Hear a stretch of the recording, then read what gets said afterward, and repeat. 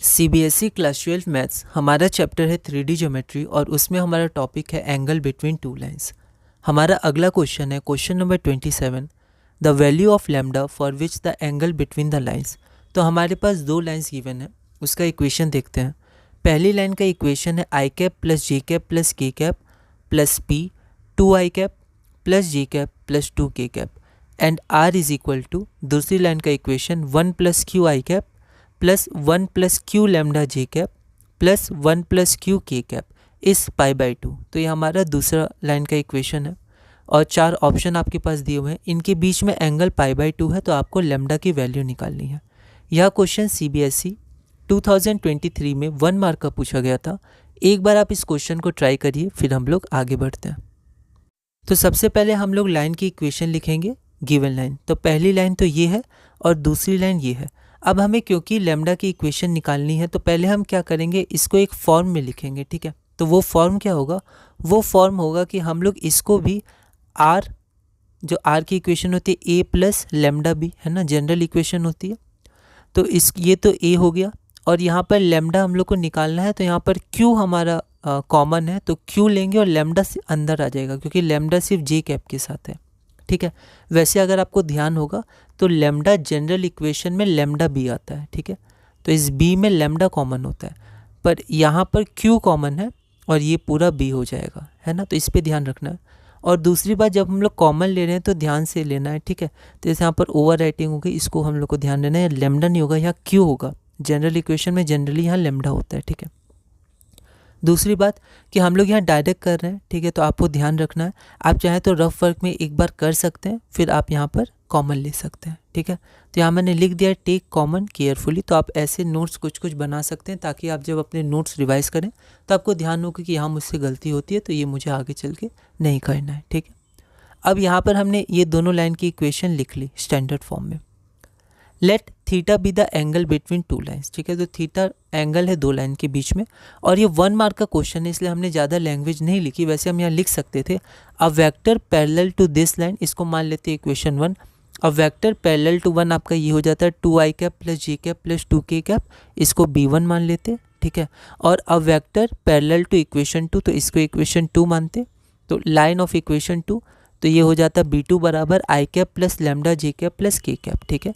तो मार्क्स के अनुसार आप इसको एलेबोरेट कर सकते हैं लैंग्वेज को, और छोटा भी कर सकते हैं। तो कॉस थीटा होता क्या है, B1 dot B2 divided by mod B1 into mod B2, ठीक है। तो इसको बस हम लोग सॉल्व करेंगे, तो ये हो जाएगा 4 प्लस लैम्डा। B1 का आपका मैग्नीट्यूड हो गया √9, B2 का मैग्नीट्यूड हो गया लैम्डा स्क्वायर प्लस 2 का रूट, ठीक है।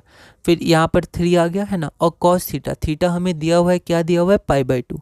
तो थीटा की वैल्यू पाई बाई 2 गिवन है ना।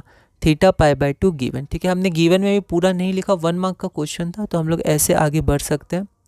तो कॉस पाई बाई 2 हमारा हो गया 4 प्लस लैम्डा मॉड में, क्योंकि यहाँ मॉड है, अभी लैम्डा की वैल्यू हमें पता नहीं है। और नीचे 3 है और रूट हमेशा पॉजिटिव में ही आएगा, वैल्यू नॉन नेगेटिव। तो 3 root under lambda square plus 2, ठीक है। और ये वाला आपका 0 नहीं होगा, ठीक है, वरना ये आपका इक्वेशन वैलिड नहीं होगा। डिनोमिनेटर है यहाँ पर, तो डिनोमिनेटर 0 नहीं होगा, तो ये पॉजिटिव ही देगा आपको, ठीक है।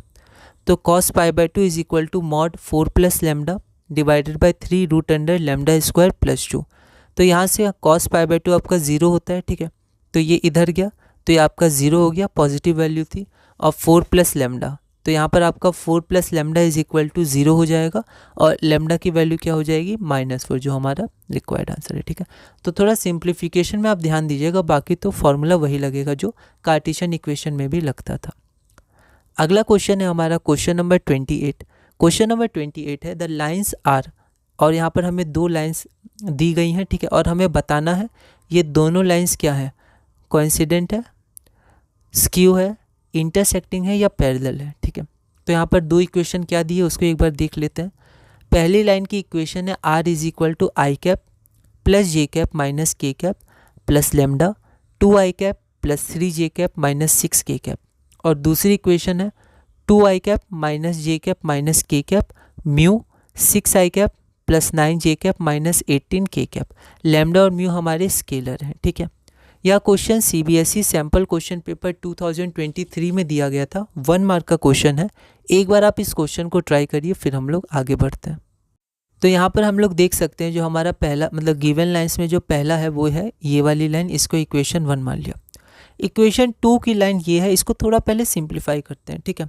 यहाँ पर आप देख सकते हैं यहाँ पर हर जगह से 3 कॉमन है, तो जैसे ही हम 3 कॉमन निकालेंगे तो यहाँ बच जाएगा 2i cap plus 3j cap minus 6k cap, जो यहाँ पर हमने लिख दिया है, ठीक है। तो 3 कॉमन निकाला तो यहाँ पर हमारा 3 म्यू हो गया। अब इस 3 म्यू को हम लोग मान लेते हैं म्यू डैश, ठीक है। तो यहाँ पर म्यू हमारा स्केलर है, 3 भी स्केलर है, तो 3 म्यू भी स्केलर होगा, तो उस स्केलर को म्यू डैश मान लिया, है ना। तो यहाँ पर जो हमारा दूसरा इक्वेशन है, ठीक है, तो वो मॉडिफाई होके क्या बन गई, 2i cap minus J cap minus K cap, ये देखिए पहले जैसे ही है, बस यहाँ पर म्यू डैश के साथ 2i cap plus 3j cap minus K cap, जहाँ म्यू डैश 3 म्यू है, ठीक है। अब इन दोनों लाइन में हम देख सकते हैं कि इन दोनों लाइन के जो पैरेलल वेक्टर है वो सेम है, ठीक है। तो ये दोनों लाइन इसके पैरेलल है, इसका मतलब क्या हो, ये दोनों लाइन भी आपकी पैरेलल है, ठीक है। फ्रॉम 1 and 2 वी गेट की जगह ऑब्जर्व ज़्यादा अच्छा है। From 1 and 2 we observe that two lines are parallel to the vector 2i cap plus 3j cap minus 6k cap, ठीक है।